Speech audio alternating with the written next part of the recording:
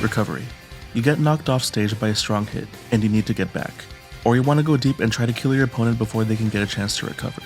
You're not about to just plummet to your death when there's no solid ground beneath you, so you've got a few options to get back to safety. This video is going to cover many of the different ways to recover, as well as how to effectively mix up your recovery to avoid getting edge-guarded. Let's start with some of the toolkit. First off, your jumps. Save your last mid-air jump until it's absolutely necessary. If your opponent chooses to pursue you off stage and you're without a jump, unless your specials are good enough, chances are you won't be able to make it back on stage. Try to save that jump for that crucial moment. If your character has multiple jumps, be frugal with your jumps. Try to get back with the least jumps as possible so you'll have some as backup if you get hit while you're off stage. If your character has a wall jump and you're playing on a stage with walls along the edges, don't be afraid to use those to your advantage. When your character is pressed against a wall, flick the control stick away from the wall to input the wall jump. For characters with wall clings like Sheik and Diddy Kong, if you hold your control stick towards the wall, you'll stick to it for a few seconds, allowing you to time when you want to jump and mix up your options on getting back on stage. If your character has a tether grab, you can use that to recover off stage.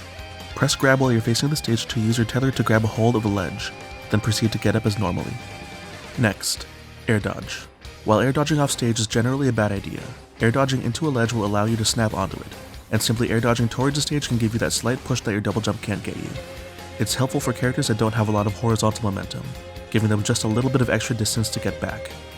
Special moves. Every character has special moves that grant additional vertical or horizontal range to help you recover. In addition to providing you with extra distance, some specials will halt horizontal momentum, allowing you to effectively stop knockback and prevent yourself from dying by just grazing the blast zone. Some recoveries are more forgiving than others, and there are some characters with unorthodox recovery methods, so familiarize yourself with all your options. A little less intuitive than the rest, but DI is an extremely important factor. DI, or Directional Influence, can determine how far you fly when you get launched. There are plenty of great DI guides out there, so just to provide a super generalized summary, when launched horizontally, hold the control stick in the opposite direction. When launched vertically, hold the control stick either left or right towards the closest top corner of the stage. For a more detailed breakdown of DI, I recommend Beefy Smash Dude's guide. Give those guys some love. So with all these options, what are some things you'll want to know as you're getting back on stage? Let's go through a few things to keep in mind. First things first, don't panic.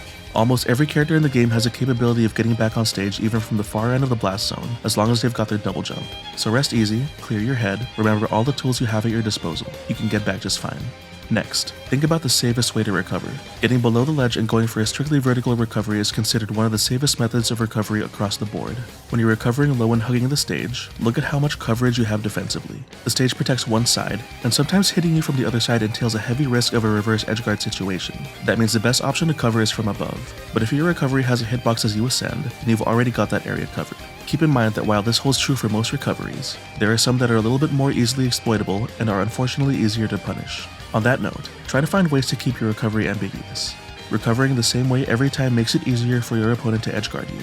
Make it difficult for your opponent to know where you're going to land. If your recovery options are a little more limited, pay attention to how your opponent tries to edgeguard you and use that to your advantage. If they're only covering one option, consider other options that your opponent can't easily cover in time. Constantly mixing up your recovery method makes it easier for you to get back on stage safely.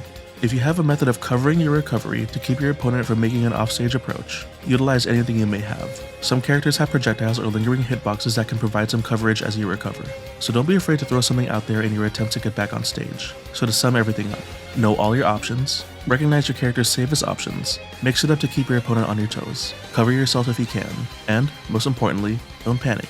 With that, best of luck on your road to recovery. Thanks for tuning in. If you found this video helpful, please subscribe and send this video to anyone that you know that's starting off and can use a hand in learning the basics of Smash. You can best reach me on Twitter, Discord, or just in the comment section. Thanks again for your time, and I'll see you in the next video.